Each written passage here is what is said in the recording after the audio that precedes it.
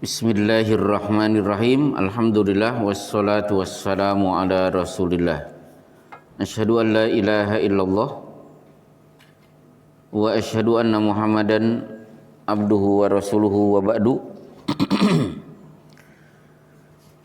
Kembali kita hadiri majlis ilmu setelah sempat kita liburkan berkenaan dengan hari raya Idul Adha, yang lagi-lagi yang kita khawatirkan berbeda lagi. Yang jelas saum tanggal 9 dan hari raya Idul Adha tanggal 10 itu tidak ada hubungannya dengan peristiwa Arafah. Karena Rasulullah Shallallahu Alaihi Wasallam baru bisa menunaikan haji itu tahun 11 Hijriah, berarti tahun terakhir Rasulullah hidup. Di ujung usia Rasulullah baru bisa menunaikan ibadah haji. Kenapa? Mekah masih dikuasai oleh orang-orang kafir Quraisy. Ketika haji belum ada, sudah bertahun-tahun Rasulullah melaksanakan sholat Idul Adha. Sudah bertahun-tahun Rasulullah melaksanakan saum tanggal 9. Apa ada Rasulullah? Itu di Mekah sudah wukuf belum? Nggak ada hubungannya. Karena memang wukuf di Arafah baru tahun 11 Hijriah. Itu pun di ujung hidup Rasulullah Shallallahu Alaihi Wasallam. Yang jelas patokan kita, yas'alunaka anil ahillah qul hiya mawaqitu linnasi wal hajj. Hilal itu diciptakan oleh Allah supaya kalian tahu waktu-waktu menunaikan ibadah, terutama ibadah haji. Berarti haji ditetapkan tanggal 8 Dzulhijjah karena melihat hilal tanggal 1. Jadi karena faktor hilal, Arab Saudi bisa menentukan kapan haji dimulai. Sementara dalam kalender Hijriyah itu dikenal dengan ta'addudul matoli. Daerah masing-masing punya titik sendiri. Di satu daerah mungkin terlihat hilal, di lain tempat mungkin tidak. Seperti terjadi pada masa khilafah Muawiyah. Di negeri Syam, Idul Fitri terjadi pada hari Jumat. Di Madinah itu hari Sabtu. Setelah sholat Id, penduduk negeri Syam mudik ke Madinah, namanya Qureb. Di Madinah ketemu Ibnu Abbas di sini kapan Idul Fitri? Oh, Sabtu. Oh, di sana sudah Jumat. Loh, kenapa tidak seragamkan saja? Kata Ibnu Abbas, la hakada amarona Rasulullah Shallallahu Alaihi Wasallam. Oh enggak, Rasulullah pernah mengajari kami, tiap daerah itu punya garis sendiri-sendiri. Itu negeri Syam. Syam itu berarti Damaskus. Dengan Madinah saja sudah berbeda. Maka tidak masalah ketika Saudi berbeda dengan Indonesia. Lagi-lagi tidak ada hubungannya dengan Arafah, karena sempat haji itu terhenti juga, pernah libur ketika Mekah diserang oleh Syiah Qaramithah dipimpin oleh Abdullah bin Kirmid dari Suriah. Pasukan ini masuk kota Mekah, penduduknya dibantai, Hajar Aswad dicongkel, dilarikan ke Suriah. Berapa lama Hajar Aswad tidak ada di tempatnya? 20 tahun. Nah, saat penyerangan itu haji di Mekah libur, penduduknya dibantai. Siapa yang berani masuk kota Mekah? Nah, apakah saum kita ngikuti wukuf? Kan enggak, kan di sana enggak ada wukuf. Itu 2. 3, Kalau bapak-bapak hidup 200 tahun yang lalu, Mas Suprapto 200 tahun yang lalu di mana? Masih wallahu a'lam bisawab. Seandainya Mas Prapto hidup 200 tahun yang lalu, dulu belum ada Telkom. Saum tanggal 9 itu nunggu informasi wukuf atau gimana? Lah kan dulu kan belum ada informasi. Berarti apa? Yang dilakukan kaum muslimin ya ru'yat hilal di negeri masing-masing. Jadi tidak mesti kita harus seragam dengan Saudi. Baik, ini sekedar mukadimah. Kita akan masuk halaman 29 pasal ke-8. Kenapa? 7 sudah kita bahas? Sudah. Ini ayat-ayat mutasyabih kemarin. Ya. Jadi tulisan Ibnu Abbas ini Syekh Muhammad bin Abdul Wahab itu dipengaruhi dengan kondisi Hijaz di mana beliau tinggal. Hijaz itu mana? Hijaz itu Saudi Arabia. Kalau Najd itu Irak. Perlu diluruskan, Hijaz itu Saudi Arabia, Najd itu Irak dan Iran. Fitnah akan muncul di Najd. Nah, orang-orang yang tidak suka dengan Syekh Muhammad bin Abdul Wahab menyebut Najd itu Saudi Arabia. Salah, Najd itu Irak dan Iran. Disitulah muncul Syiah, disitulah muncul Khawarij, disitulah muncul Mu'tazilah, muncul Murji'ah, Qadariyah. Itu di negeri Najd. Kalau Hijaz tidak. Jadi Syekh Muhammad bin Abdul Wahab dianggap sebagai sumber fitnah umat Islam karena dia muncul di Najd, padahal itu bukan Najd tapi Hijaz. Nah, Hijaz Saudi Arabia saat itu kuburan-kuburan juga banyak disembah. Maka beliau menulis ini Kasyfus Syubhat. Baik. Apa Kasyfus Syubhat yang beliau bahas di pasal ke-8? Bantahan terhadap orang yang menyangka bahwa doa itu bukan ibadah. Sekarang kita bahas doa terlebih dahulu. Doa itu bermacam-macam. Kalau saya berdoa kepada Allah, minta solusi, milih A atau milih B, doa itu disebut dengan istikharah. Dari kata-kata khair, ya Allah mana yang lebih baik, si A atau si B. Dan istikharah tidak selamanya harus pakai sholat. Mengangkat kedua tangan, ya Allah saya mohon kepadamu berikan petunjuk. Anak saya masuk jurusan kedokteran atau fakultas kimia, mana yang lebih baik? Doa ini disebut dengan istikharah. Kering di mana-mana, saya mengangkat tangan, ya Allah turunkan hujan kepada kami. Berarti ini disebut dengan istisqa, dari kata-kata sakoyaski, menyiram. Sirami kami ya Allah dari langit.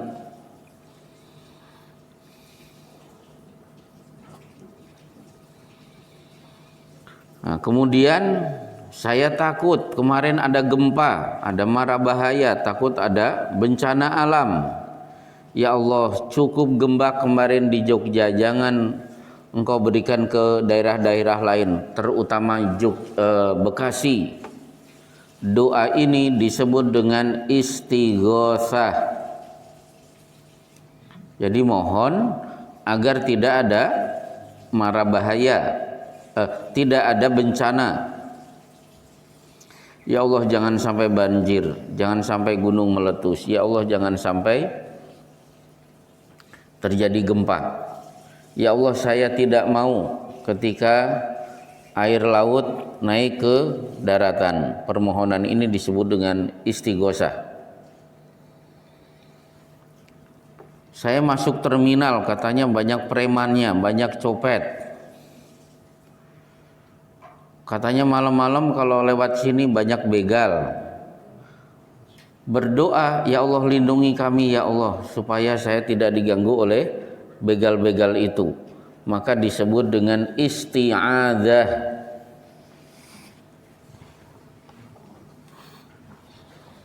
Ya Allah lindungi aku, ista'adza yasta'idzu. Bunyinya apa? A'udzu bikalimatillahi tammati min syarri ma khalaq. Itu mohon perlindungan supaya tidak diganggu oleh makhluk. Namanya isti'adzah. Kalau naik motor lewat daerah-daerah polisi banyak nilang, itu perlu tidak baca a'udzu bikalimatillahi tammati min syarri ma khalaq. Baik, termasuk ya Allah saya pengen punya anak ya Allah berikan jodoh buat anak saya ya Allah lancarkan rezeki. Jadi saya sedang berdoa minta keinginan saya terkabul. Saya pengen punya anak, pengen punya jodoh. Ya Allah, saya ingin bisnis saya lancar. Ya Allah, saya mau buka toko. Berikan keberkahan bagi toko ini sehingga saya bisa memberikan nafkah kepada anak dan istri. Nah, doa seperti ini disebut dengan isti'anah. Iyyaka na'budu wa iyyaka nasta'in.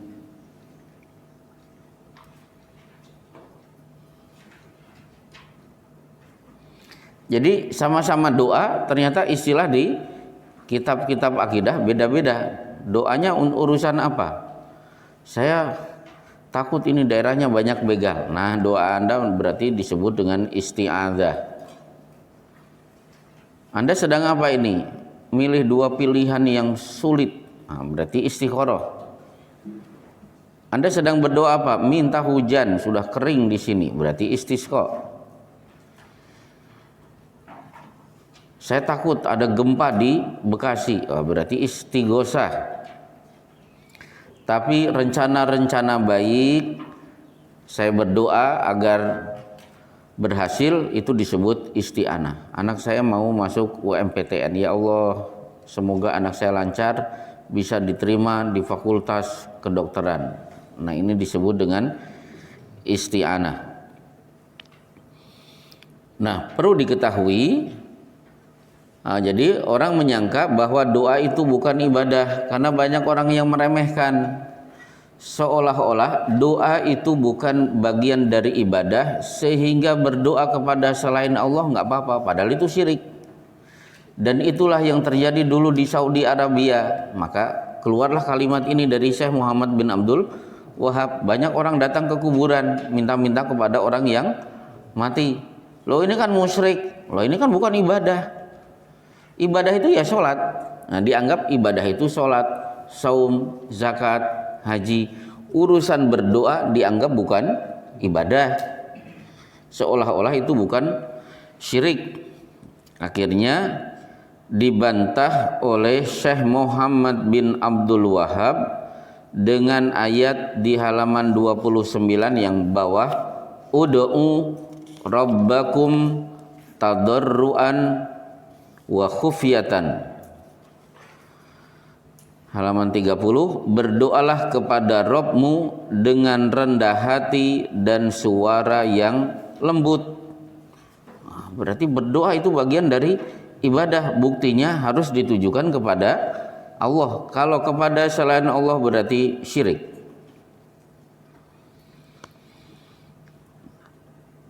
Apalagi di sini kalimat di halaman 30 alinea atas, jika engkau telah memberitahukan hal ini kepadanya, bahwa doa itu bagian di ibadah, doa itu harus kepada Allah, maka katakanlah kepadanya, apakah engkau mengetahui ini adalah ibadah kepada Allah? Ia harus menjawab iya. Jadi kalau orang sudah sodorkan dalil tadi, ud'u, berdoalah, rabbakum, yang diminta adalah Rabbmu.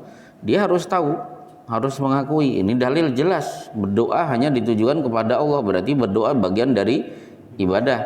Nah, di sini ada kalimat doa adalah saripati ibadah. Ada hadis dhaif berbunyi ad-du'a mukhul ibadah. Doa itu saripati ibadah. Meskipun dhaif, tapi ada hadis yang sahih, ad-du'a'u huwal ibadah. Doa itu adalah ibadah. Pertanyaannya, kenapa?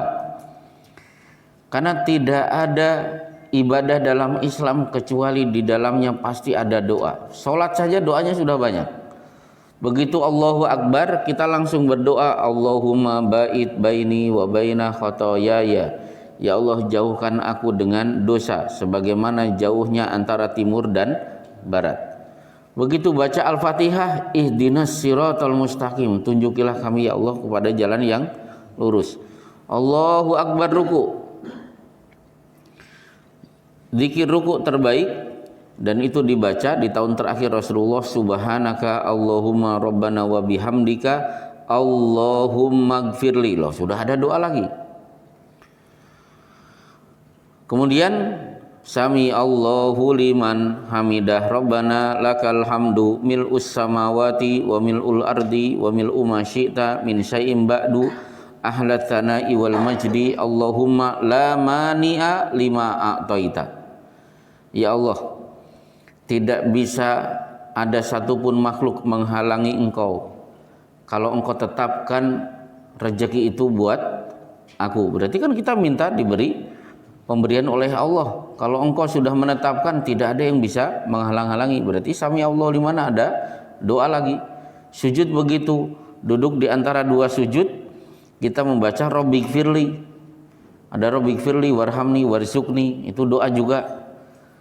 Begitu duduk at-tahiyat, fil alamina innaka hamidun majid, kata Rasulullah, summa liyad'u ba'du masya'a. Setelah itu silahkan berdoa apa saja yang dia inginkan sebelum membaca salam. Jadi doa itu ibadah, karena semua ibadah tidak mungkin nggak ada doanya. Contoh sholat. Bagaimana dengan zakat? Oh, zakat ada doanya. Khudh min amwalihim shadaqatan tutahhiruhum wa tuzakkihim biha wa sholli alaihim inna sholataka sakanul lahum. Wahai para amil, ambil zakat mereka. Kalau mereka bayar zakat, doakan mereka, karena doa dari kalian wahai para amil itu menenangkan hati orang yang sedang membayar zakat. Berarti zakat ada doanya. Kalau saum doanya apa? Innal lisaimi inda fitrihi da'watun la turad. Bagi orang yang saum saat berbuka itulah doa yang tidak mungkin ditolak. Saat haji, maaf yang sudah haji, siapa di sini? Belum. Terus kemana aja ini? Ya, ketika haji, masya Allah banyak doa-doa. Di antaranya di Arafah, Allah sampai berfirman kepada para malaikat, unduru ila ibadi, atau nih gobro, lihat wahai malaikat, hambaku dari seluruh penjuru dunia datang ke sini dalam keadaan rambut mereka marit, baju mereka dekil oleh kepulan debu, maka aku akan kabulkan doa-doa mereka. Ketika melempar jumrah, nanti diakhiri di ujung sana kita mengangkat tangan untuk berdoa. Terus apa lagi? Baca Quran, wah ada doanya. Buktinya apa? Ibnul Qayyim membawakan riwayat salah satu waktu terbaik untuk berdoa ad-du'a inda khatmil Quran, berdoa setelah selesai baca Quran. Jadi semua lini ibadah itu di situ pasti ada doanya. Loh, itu pedagang bagaimana? Oh, pedagang didoakan oleh Rasulullah, Allahumma barik li ummati fi bukuriha. Ya Allah, berkahi umatku yang pagi-pagi sudah mulai keluar untuk jualan. Wa kana sahrun tajiran Sahar itu pedagang, mendengar hadis ini ba'da subuh langsung keluar. Akhirnya apa? Farobiha, akhirnya dia mendapatkan keuntungan yang banyak. Berarti pedagang itu didoakan oleh Rasulullah. Termasuk Urwah Al-Bariki di Bulughul Maram, tahu dia pintar berdagang. Barakallahu fi safqatika, aku doakan semoga Allah memberkahi profesimu sebagai seorang pedagang. Lauba aturaban larobiha, jangankan jualan kambing, jualan tanah kamu pasti juga akan laris manis. Berarti didoakan. Apalagi menikah, oh jelas barakallahu laka wa baraka alaika wa jama'a bainakuma fi khairin. Ada lini ibadah yang lain selain nikah? Bayi lahir, oh jelas bayi lahir didoakan. Rasulullah Shallallahu Alaihi Wasallam pernah mendoakan Abdullah putra dari Abu Talha, ditahnik ngunyah-ngunyah kurma kemudian dioleskan ke mulutnya sambil didoakan. Jadi doa itu adalah saripati ibadah. Jadi jangan pisahkan antara doa dengan ibadah. Bahkan di surat Al-Fatihah, iyyaka na'budu wa iyyaka nasta'in, hanya kepadamulah ya Allah kami beribadah dan hanya kepadamulah ya Allah kami minta pertolongan. 50% ibadah, 50% berdoa. Berarti Allah memberi kedudukan tinggi doa sehingga disandingkan dengan kata na'budu. Baik, kemudian di sini di alinea kedua di halaman 30. Lalu katakanlah kepadanya jika engkau mengakui bahwa itu adalah ibadah dan engkau berdoa kepada Allah Ta'ala siang dan malam karena takut dan harap. Kemudian engkau berdoa berkenaan dengan hajat itu kepada Nabi atau selainnya. Bukankah engkau telah menyekutukan Allah Ta'ala dalam beribadah kepadanya dengan selainnya? Nah, berarti dulu di Hijaz memang banyak orang yang datang ke kuburan Rasulullah minta-minta. Kamu harus sadar bahwa mintanya kepada Rasulullah berarti kalian sudah meminta kepada selain Allah. Loh, mosok sih Rasulullah tidak tahu kita datang untuk berdoa? Jelas Rasulullah tidak tahu.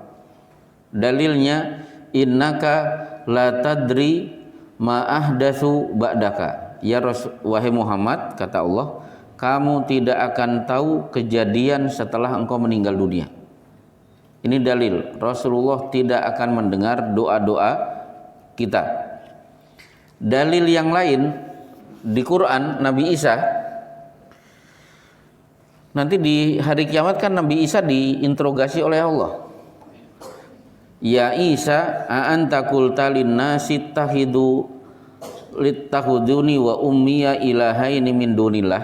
Wahai Isa, apakah dulu kamu di dunia mengajarkan Tuhan itu ada tiga, aku, ibumu dan kamu? Subhanaka ma yakunu li an aqula ma laisa li bihaq. Maha suci engkau ya Allah, enggak mungkin itu aku ajarkan.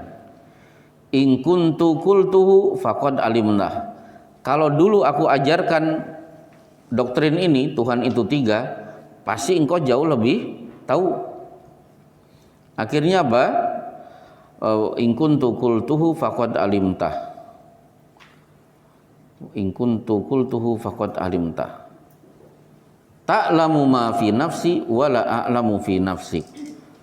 Kemudian surat Al-Maidah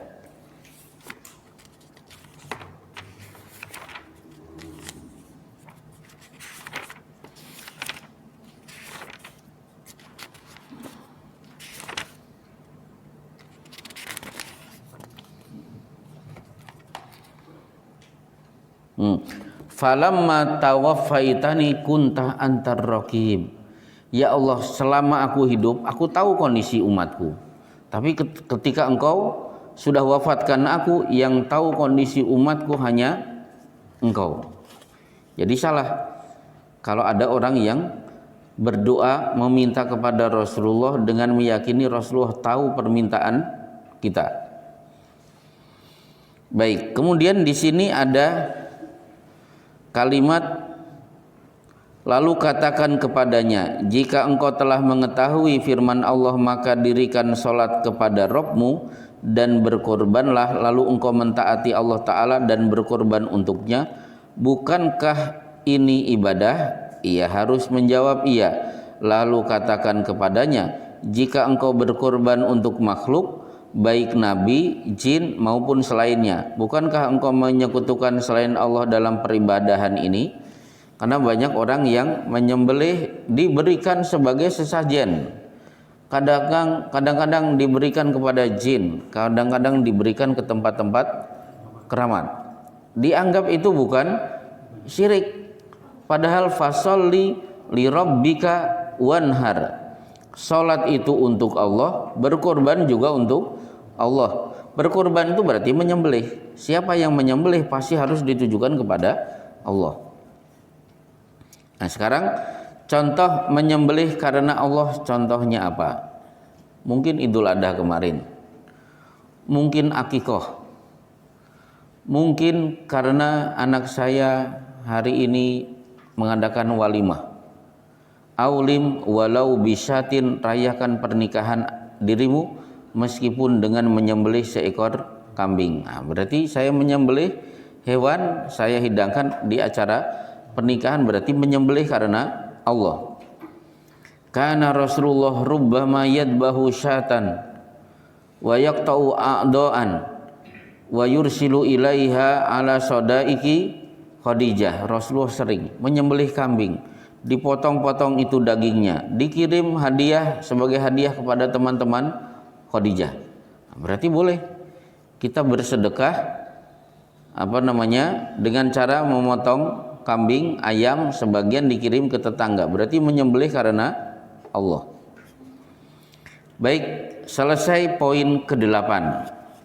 Jadi doa itu ibadah. Jangan coba-coba berdoa kepada selain Allah. Pasal ke-9. Perbedaan antara syar'iyah dan syirkiyah.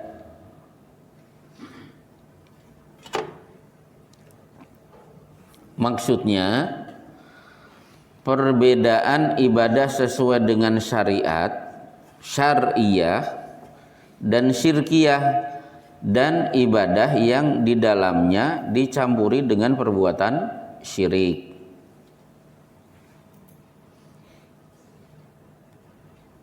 Contoh misalnya jamaah haji pergi ke tanah suci, dia manfaatkan tempat-tempat mustajab untuk mengangkat tangan berdoa. Berarti mereka sedang berdoa sesuai dengan syariah, sesuai dengan syar'i. Ketika di depan Ka'bah dia berdoa, di Sofa, di Marwah, di Arafah tanggal 9. Berarti doanya syariah, sesuai dengan syar'i. Tapi ternyata Anda pergi ke Mekah berdoanya kepada selain Allah. Contohnya apa? Di depan kuburan Rasulullah, minta-minta kepada Rasulullah. Dielus-elus itu dindingnya. Ketika melihat askarnya, polisinya meleng sedikit. Itu meleng sedikit, wah Masya Allah. Itu berapa kali saya lihat dinding itu diusap-usap, didorong-dorong, ya haj, haram, haram, didorong. Udah terpental jauh sampai keluar Masjid Nabawi, sempat-sempatnya lantai itu dicium, siapa tahu masih bisa nyetrum ke kuburan Rasulullah Shallallahu Alaihi Wasallam. Silahkan kalau bapak-bapak pergi ke tanah suci, lihat kelakuan-kelakuan sebagian saudara-saudara kita. Jadi tidak sudah diusir, tapi ide-ide brilian itu akhirnya muncul dengan sendiriannya. Nah, itu berarti doa syirkiyah. Nah, di sini jika ia mengatakan apakah engkau mengingkari syafaat Nabi dan berlepas diri darinya? Maksudnya begini, kita kan kadang-kadang mengatakan, Pak, tolong antara adzan dan iqomat, kalau Bapak baca sholawat, ya sudah baca sholawat sendiri, gak usah pakai mic. Kan kasihan yang lain datang untuk sholat tahiyatul masjid, jangan diganggu. Kan akhirnya komentarnya apa? Oh, kelompok itu mah anti sholawat. Bukan anti sholawat, kita setuju dengan sholawat, tapi caranya. Barangkali ada di antara kita yang, Pak, kalau baca surat Yasin tidak hanya sekedar dibaca, coba sesekali dipelajari isinya. Coba kalau bisa dipelajari, jangan Yasin saja, surat-surat yang lain juga perlu dibaca. Oh, pengajian sana anti Yasinan. Bukan begitu. Kita senang surat Yasin, bahkan saking senangnya saya juga hafal surat Yasin. Termasuk kita tidak ikut maulid Nabi. Oh, berarti mereka kelompok yang tidak cinta kepada Rasulullah. Bukan begitu. Saya cinta, boleh jadi cinta saya kepada Rasulullah lebih daripada yang ada kecintaan itu di hati-hati bapak-bapak. Nah, di sini jadi ada di antara kita dituduh tidak percaya adanya syafaat dari Rasulullah Shallallahu Alaihi Wasallam. Maka Syekh Muhammad bin Abdul Wahab membuat pertanyaan, jika ia mengatakan, apakah engkau menginginkan syafaat Nabi atau berlepas diri darinya, maksudnya nggak percaya ada syafaat dari Rasulullah, katakanlah, kata Syekh Muhammad bin Abdul Wahab, aku tidak mengingkarinya dan tidak berlepas diri darinya, bahkan beliau adalah pemberi syafaat, lalu diterima syafaatnya dan aku berharap syafaatnya. Tapi syafaat seluruhnya milik Allah, berarti mintanya kepada Allah. Maksudnya begini, dulu di Saudi banyak orang berdoa, ya Rasulullah berikan syafaatmu kepada aku nanti pada hari kiamat. Nah, itu salah. Pemilik syafaat adalah Allah, mintanya kepada Allah, jangan minta kepada Rasul. Kalau mau dapat syafaat, bukan caranya begitu. Caranya apa? Laksanakan beberapa bentuk ibadah yang dengan ibadah itu kita bisa dapat syafaat. Contoh, idza sami'tumun nida faqulu mithla ma yaqul. Kalian dengar suara adzan, ikuti bacaan muadzin. Kalau sudah selesai, tsumma shallu alayya, lanjutkan salawat untukku. Sudah selesai, tsumma saluli alwasilata, berdoalah. Dalam doa itu ada kalimat al-wasilah, berarti Allahumma rabba hadhihi da'wati tamah was salatil qaimah ati Muhammadanil wasilata.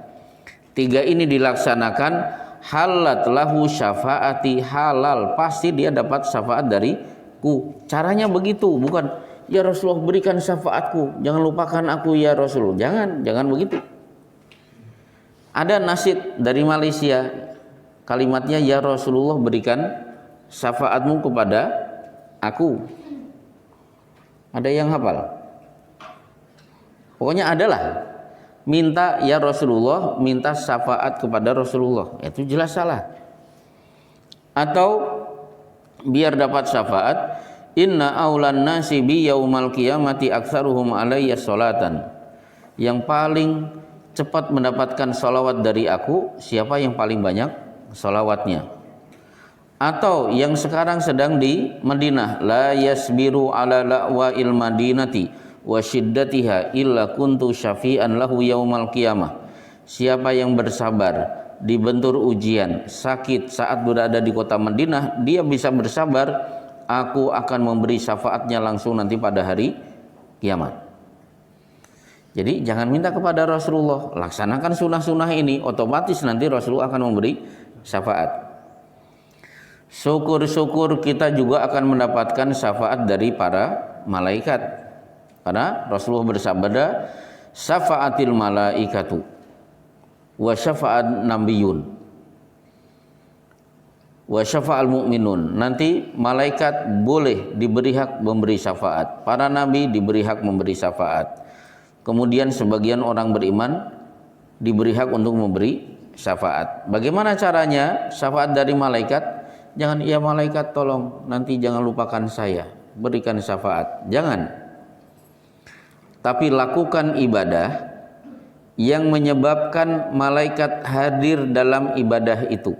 Jadi syafaat dari malaikat akan diberikan oleh malaikat kepada kita kalau kita melakukan satu ibadah di mana malaikat hadir. Contohnya apa? Contohnya wa minal laili fatahajjad bihi aqimis sholata liduluki syamsi ila ghasaqil laili wa qur'anal fajri inna qur'anal fajri kana masyhuda.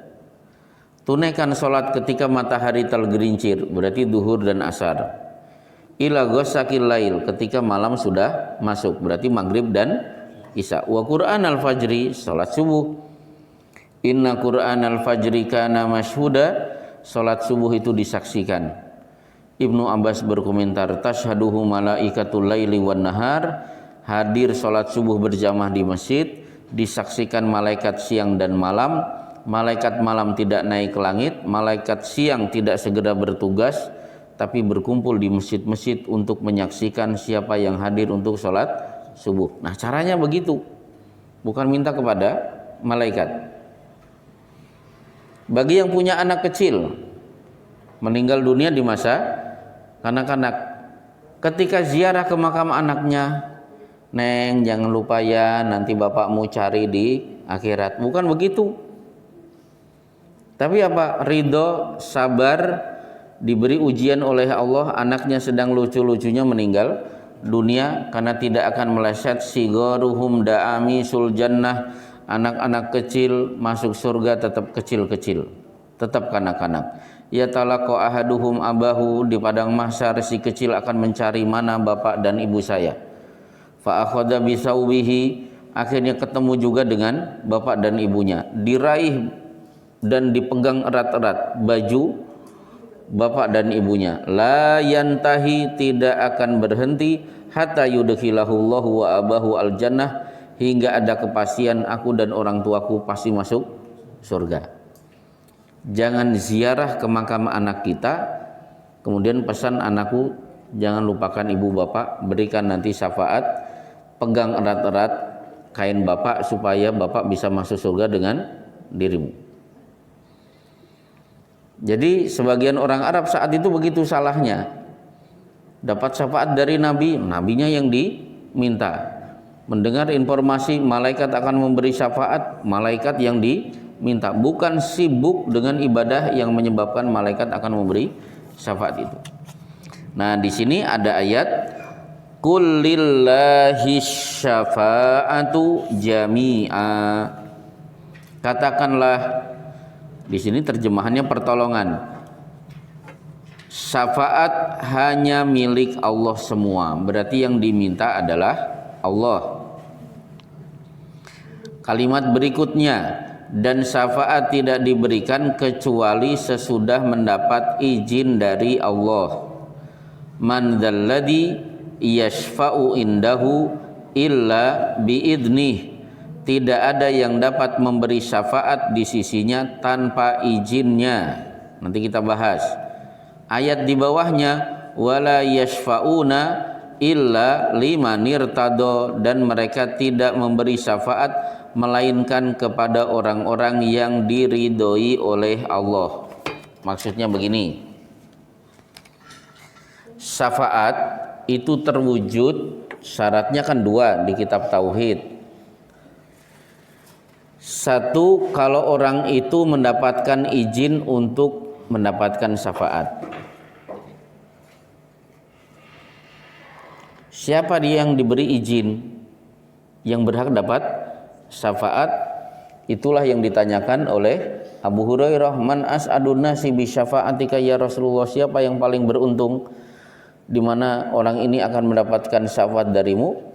Abu Hurairah menjawab, Rasulullah menjawab, man qala la ilaha illallah khalisan min qalbihi, siapa yang mengucapkan la ilaha illallah hatinya bersih, tidak ada noda syirik.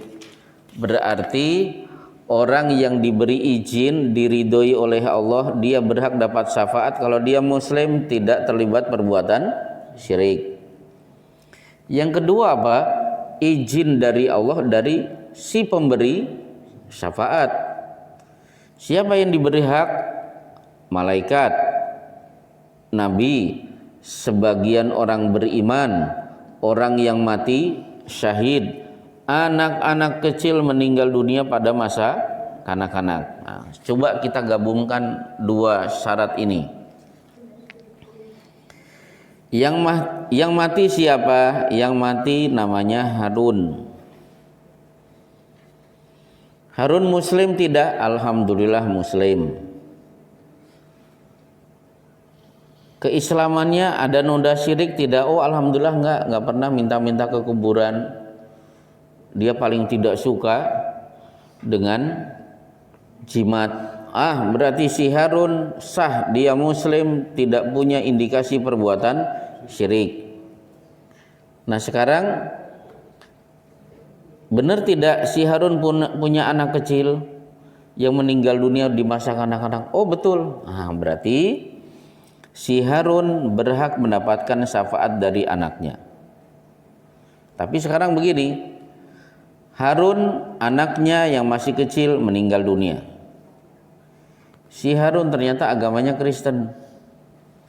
Berarti si Harun tidak memenuhi kriteria yang pertama. Mahmud, dia punya adik mati di medan jihad, mungkin tidak dapat syafaat dari saudaranya yang mati syahid di medan jihad. Kalau si Mahmud ternyata dukun, ya nggak mungkin. Jadi syafaat terwujud, orang itu diizinkan dan Allah mengizinkan kepada orang-orang yang diberi mandat untuk memberi syafaat. Dua ini tidak terwujud, tidak mungkin terjadi. Anak kecil betul dia meninggal dunia, bapak ibunya tidak sholat, ya nggak mungkin dapat syafaat. Jadi fokus kepada dua itu.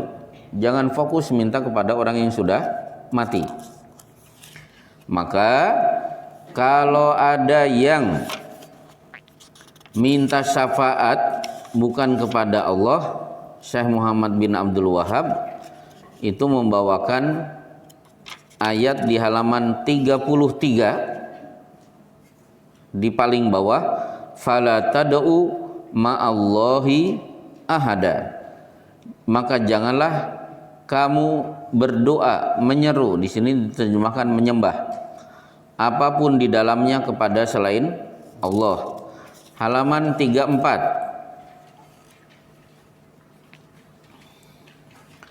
Fala tad'u ma'allahi ahada. Oh sama. Surat Jin sama. Baik, selesai. Jadi mana orang mencari syafaat dengan cara syariah dan syirkiyah. Kalau syariah fokus lakukan banyak amal supaya kita dapat syafaat. Tidak hanya yang tadi ditambah mungkin iqra'ul Qur'an fa innahu ya'ti yaumal qiyamati syafi'an li ashabihi. Quran akan memberi syafaat kepada para pembacanya. Baik, pasal ke-10.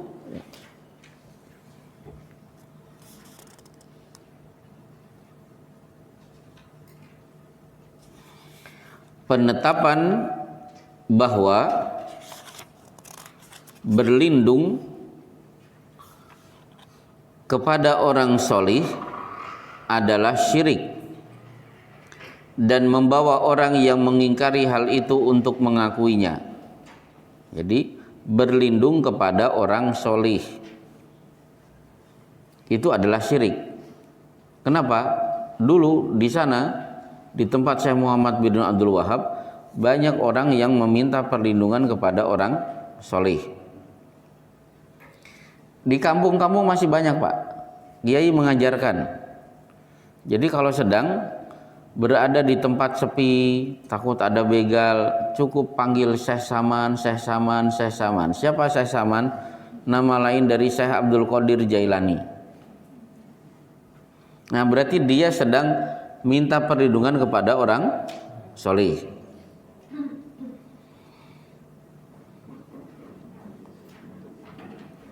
Itu syirik tidak? Oh, jelas syirik. Dan itu banyak terjadi pada masa Syekh Muhammad bin Abdul Wahab hidup. Di kampung masih banyak ya tadi. Kiai-kiai mengajarkan kalau kamu sedang ketakutan, ada mara bahaya, sebut Syekh Abdul Qadir Jailani 3 kali. Sebutannya dengan Syekh Saman. Saya kurang tahu, sekarang sudah mulai terkikis kelihatannya. Kalau dulu masih banyak seperti itu. Nah, jadi jika ia berkata, aku tidak mempersekutukan dengan Allah Ta'ala suatu apapun sama sekali, tapi berlindung kepada orang soleh, bukanlah syirik. Nah, inilah yang dihadapi oleh Syekh Muhammad bin Abdul Wahab. Padahal salah. Minta kepada orang soleh itu bisa syirik. Satu, kalau mintanya si soleh sudah mati, itu satu. Yang kedua, si soleh ini masih hidup tapi tidak ada di tempat kita. Si soleh itu ada di mana? Sedang di Padang misalnya. Kita di Bekasi. Padahal kita hidup saat belum ada telekomunikasi. Karena banyak orang-orang memohon perlindungan dengan menyebut kiainya. Kiainya masih hidup? Oh, masih hidup. Tapi kiainya kan tidak ada di tempat. Maka pelajaran yang pernah kita pelajari, bukunya kecil juga, Syekh Muhammad Jamil Zainu, Khud aqidataka minal kitabi was sunnah. Ambil akidahmu dari kitab dan sunnah. Sudah kita pelajari salah satu bentuk syirik, minta perlindungan kepada orang soleh di mana orang soleh tidak ada di tempat. Nah, contoh misalnya dulu ibu saya lah sebelum tahu, itu kalau kita sedang di rumah malam-malam, tiba-tiba jatuh kerikil di genteng, kedengaran. Nah, ibu saya biasanya akan ngomong kepada kita, anak-anaknya, tuh si Abah datang. Terus ibu saya langsung, Abah minta ini cucunya. Nah, jadi minta didoakan oleh si kakek, padahal kakeknya nun jauh di sana, jaraknya jauh. Itu termasuk perbuatan syirik. Nah, baik. Ini kalimatnya banyak tapi intinya seperti itu. Maka Syekh Muhammad bin Abdul Wahab kemudian membawakan ayat di halaman 39, mattakhadallahu min waladin wa makana ma'hu min ilahin. Allah tidak mempunyai anak dan tidak ada Tuhan yang lain bersamanya. Tuhan lain bersamanya maksudnya saat kita berdoa, jangan minta kepada anaknya, karena kita dianggap sudah minta kepada selain Allah. Intinya begitu. Inilah situasi Arab Saudi saat itu. Dan ternyata alhamdulillah Arab Saudi sekarang bersih dari noda-noda syirik. Wasilahnya adalah Syekh Muhammad bin Abdul Wahab. Insya Allah cukup. Masih ada waktu 10 menit untuk tanya jawab bagi yang mau bertanya. Saya persilahkan. Mas, ini baru ya karyawannya? Berapa bulan di Bekasi?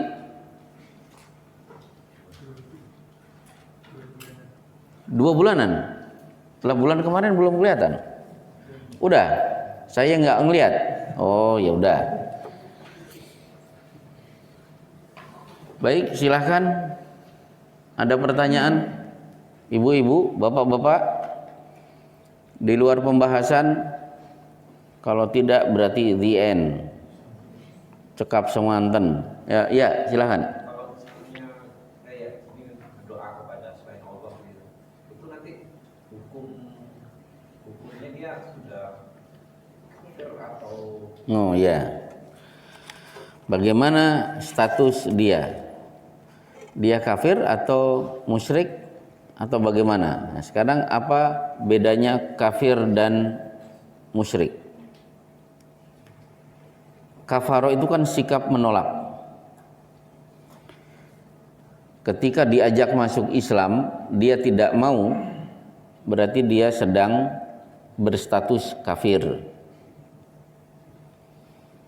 Pak, ayo kita sholat. Enggak, saya tidak akan sholat.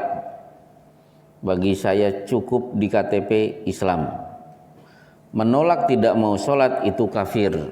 Maka al-ahdu alladzi bainana wa bainahum as-shalah faman tarakaha faqad kafara. Perjanjian kami dengan mereka yang masuk Islam itu sholat.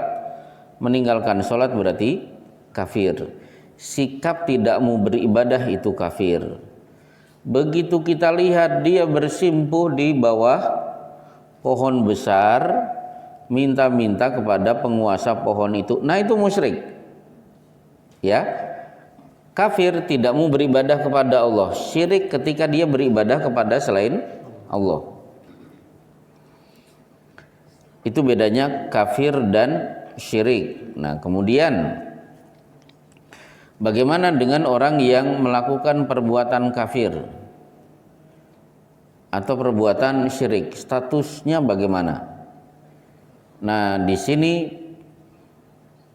dibagi menjadi dua.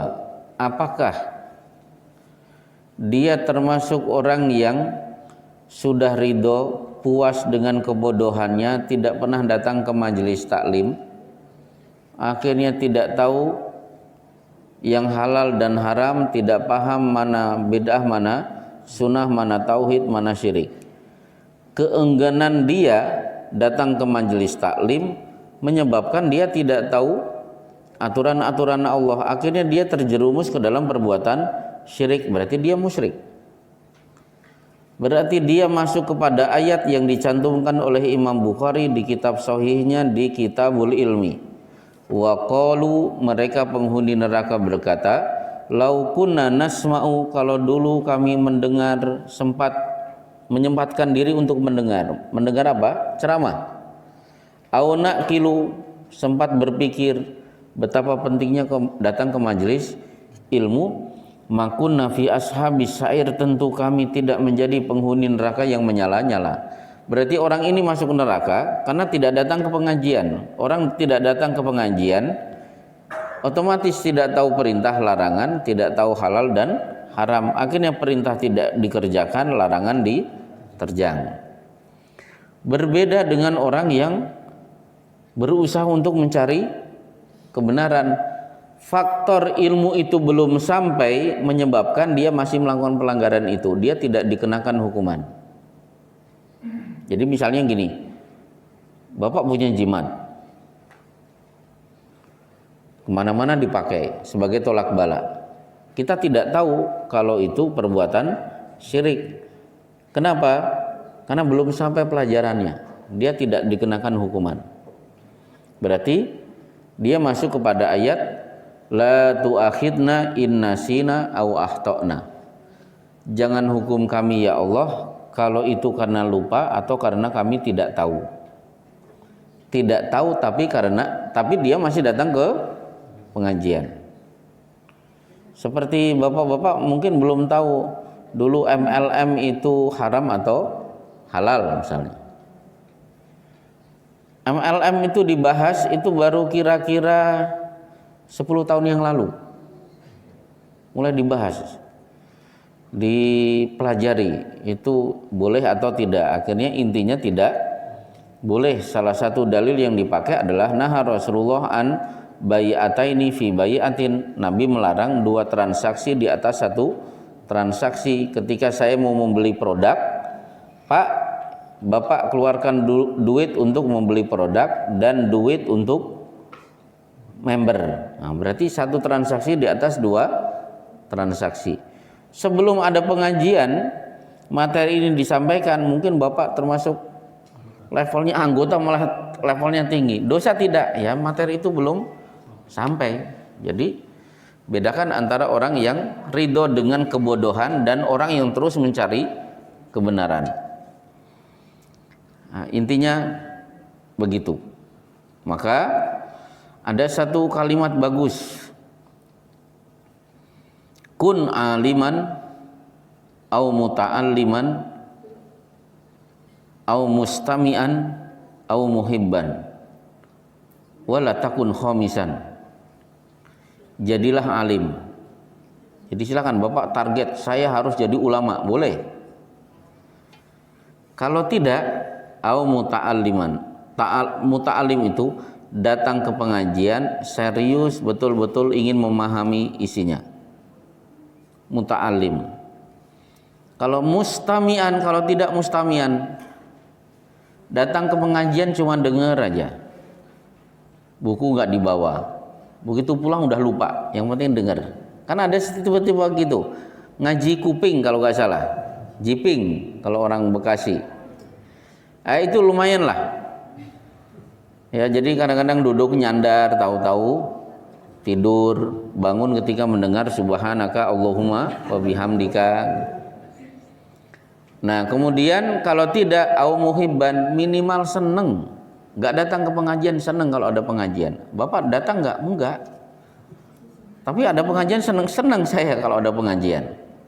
Wala takun khamisan, jangan menjadi orang yang kelima.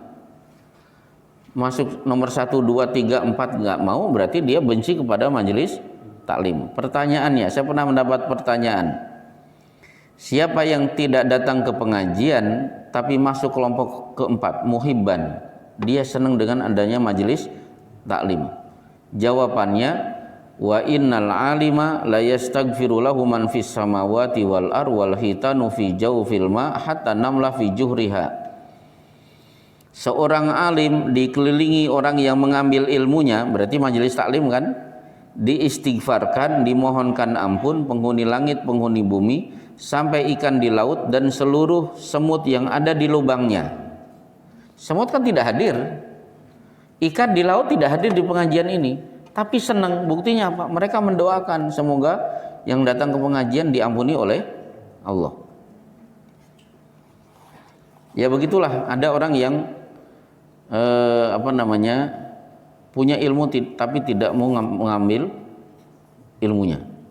Padahal keberadaan ulama itu luar biasa, sampai-sampai Allah berfirman, ya ayyuhalladzina amanu dzkuru nikmatallah, hai orang yang beriman. Maksudnya para sahabat. Ayat ini khitabnya kepada para sahabat. Ingatlah nikmat yang Allah berikan kepada kalian. Apa itu? Idhamma qaumun ayyabsutu ilaikum aydiyahum fakaffa aydiyahum ankum. Ingat ketika Rasulullah mau dibunuh, pedang sudah dipegang oleh Dathur. Muhammad, yang melindungi kamu siapa? Tiba-tiba Rasulullah mengucapkan Allah, jatuh si pedang. Jadi Rasulullah selamat dari upaya pembunuhan. Sebenarnya harusnya, kalau boleh kita yang punya usul, harusnya Muhammad, ingatlah nikmatmu yang telah Allah berikan ketika Allah selamatkan kamu dari upaya pembunuhan. Tapi kalimatnya apa? Hai orang yang beriman, ingatlah nikmat yang Allah berikan kepada kalian ketika Rasulullah diselamatkan dari upaya pembunuhan. Menunjukkan apa? Keberadaan Rasulullah itu adalah satu bentuk nikmat. Ketika hari ini Rasulullah tidak ada, pewaris para nabi adalah para ulama. Adanya ulama itu sangat besar, karunia dari Allah. Berarti manfaatkan keberadaan ulama, minimal seorang ustadz. Di tempat saya ya ada orang cuma datang ke masjid, kalau ada pengajian pulang. Ya seumur hidup dia tidak akan tahu halal dan haram. Baik, satu penanya terakhir. Ya. Kalau tadi kan kondisinya dia enggan untuk mencari ilmu dan ada yang semangat cuma dia tetap salah. Kalau misalkan orang itu nggak tahu kalau menuntut ilmu itu wajib. Tidak tahu kalau menuntut ilmu wajib. Jadi kayak misalkan cuek-cuek aja gitu. Dia nggak tahu kalau itu wajib untuk belajar. Wah itu musibah. Apakah misalkan dia ketika melakukan kesalahan Oh gitu. Kalau tidak tahu menuntut ilmu itu tidak wajib, itu sebenarnya itu tidak mungkin. Karena Allah memberikan akal. Kan dia sholat, pasti harus tahu tata cara sholat. Karena ada orang 30 tahun sholatnya seperti itu, kan ditegur. Sudah berapa lama sholat kamu seperti ini? Semenjak 30 tahun yang lalu. Ma shallaita mundu salasina sana. Semenjak 30 tahun yang lalu kamu dianggap tidak sholat. Jadi bahaya. Jadi harusnya tahu bahwa menuntut ilmu hukumnya wajib. Ya, mungkin misalnya kalau misalkan kayak kata cari ibadah mungkin dia tahu dan misalkan kayak ilmu akidah, ilmu yang lain dia nggak tahu kalau itu wajib untuk dipelajari. Ya, itu musibah besar. Berarti rajulun la yadri annahu la yadri. Kan ada rajulun yadri annahu yadri, yadri annahu la yadri, la yadri annahu yadri, la yadri annahu la yadri. Bingung kan ini? Yadri annahu yadri. Dia sadar bahwa dia itu punya ilmu, berarti harus disampaikan. Banyak alumni pesantren punya ilmu tapi tidak mau menyampaikan. Akhirnya ilmunya hilang. Itu yang pertama ya, yadri annahu yadri. Dia sadar kalau dia punya ilmu, berarti harus saya sampaikan. Ada teman saya itu pinter tapi tidak bisa ceramah. Tapi dia punya beban, ini harus disampaikan. Caranya apa? Ternyata dia punya bakat. Ngajak-ngajak orang ngaji. Pinter kalau ngerayu orang ngaji. Begitu sudah ada, telepon, nih saya sudah ada 20, ayo datang ke sini, kamu yang ngisi. Nah, udah bagus juga. Yang kedua apa? Yadri annahu la yadri. Sadar kalau dia itu bodoh, makanya dia datang ke pengajian. Yang salah adalah la yadri annahu yadri. Tidak sadar kalau dia sebenarnya punya ilmu, akhirnya ilmu tidak disampaikan. Yang parah la yadri annahu la yadri. Tidak sadar kalau dia bodoh. Nah, itu paling parah. Bodoh tidak sadar. Wallahu alam bisawab wa sallallahu ala Muhammadin wa ala alihi wa sahbihi ajmain. Subhanaka Allahumma bihamdika asyhadu an la ilaha illa anta astaghfiruka.